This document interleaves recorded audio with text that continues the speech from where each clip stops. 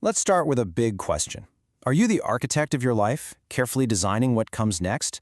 Or are you more of a victim, just constantly reacting to things that seem to happen to you? Today, we're really going to dig into the psychology behind these two incredibly powerful mindsets. You've probably heard this phrase tossed around a million times, right? The rich mindset versus the poor mindset. It's a catchy idea for sure, but what does it actually mean? Is it really just about how much money you have? Okay, so let's get one thing straight right off the bat. This has absolutely nothing to do with your bank balance.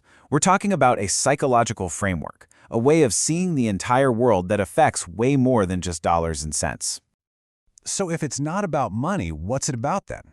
Well, it really all boils down to two fundamental psychological keys. These two things shape how we see absolutely everything, from our time and our money to our very sense of control over our own lives. The first key is something psychologists call the locus of control. It sounds a little academic, but it's actually pretty simple.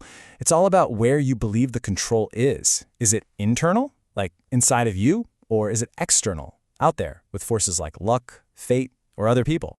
And that second key is delayed gratification. This one's all about your ability to hit pause on a quick, easy reward right now because you know there's a much bigger, better one waiting for you down the road.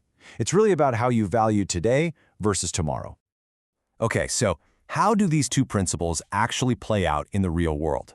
Well, the first major difference you'll see is in how each mindset treats our most valuable, most finite resource, time. How do you look at the 24 hours you're given every single day? So someone with a victim mindset sees time as something to be spent, or filled up, or maybe sold for some immediate pleasure. That's a clear vote for instant gratification. But an architect, they see time as their most valuable asset. It's something to be invested. They use their time today to build systems that will actually create more time and more freedom for them tomorrow. This really drives home the power of delaying gratification. You probably remember the famous marshmallow test, right? It showed this incredible direct link between a kid's ability to just wait for that second marshmallow and their success later in life. It's such a powerful lesson in valuing the future over the present moment. And this leads us right into the next major split between these mindsets, our sense of personal responsibility. This goes straight back to that locus of control idea we just talked about. You see, someone operating from that victim mindset, they have an external locus of control. Life is something that just happens to them. If something goes wrong, it's the economy's fault, their boss's fault, or just a string of bad luck. But an architect operates from an internal locus of control. They believe they make life happen. This is such a critical distinction. When an architect fails, they don't look around for someone to blame. No, they take 100% ownership and they immediately ask this incredibly powerful question. Okay, what did I do wrong and how can I fix it? That's a fundamental shift from pointing fingers to taking action. Now, this huge difference in responsibility completely changes how each mindset deals with problems, with challenges, and, yep, even with money itself. The victim mindset often focuses on looking rich, spending on liabilities like fancy cars that just drop in value. They are, in essence, working for money. The architect, on the other hand, is focused on being rich. They invest in assets, things like skills or businesses that actually generate more money. They make their money work for them. And what's really fascinating here is how our own language actually shapes our reality. When they're up against a challenge, the victim mindset defaults to "I can't." It's a statement that literally shuts down the problem-solving part of your brain. But the architect asks a completely different question. How can I?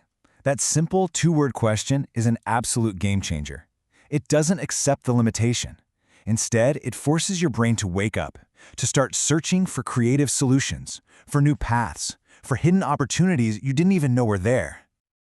And finally, all of this extends to learning. The victim often has a fixed mindset, this belief that education is a destination you arrive at. They need to prove that they know. But the architect has a growth mindset. They understand the world is always changing, so they're perpetual students, always looking to learn something new. So let's put all of these pieces together and just look at the two frameworks side by side. The contrast is, well, it's pretty striking. This table really says it all. The victim mindset is driven by fear, blames other people for failure, and avoids risk at all costs. The architect mindset, though, is driven by growth, learns from failure, and sees risk as just something to be managed. These aren't just different strategies, they are entirely different worlds. So, what are the key takeaways from all of this? First, your mindset is the lens through which you see everything. Second, that simple shift from "I can't" to "How can I" is one of the most powerful tools you have.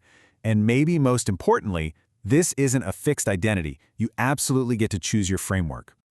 And that brings us right back to the central question. It's not about what's in your wallet. It's about what's going on in your head. So take a moment and ask yourself, are you the architect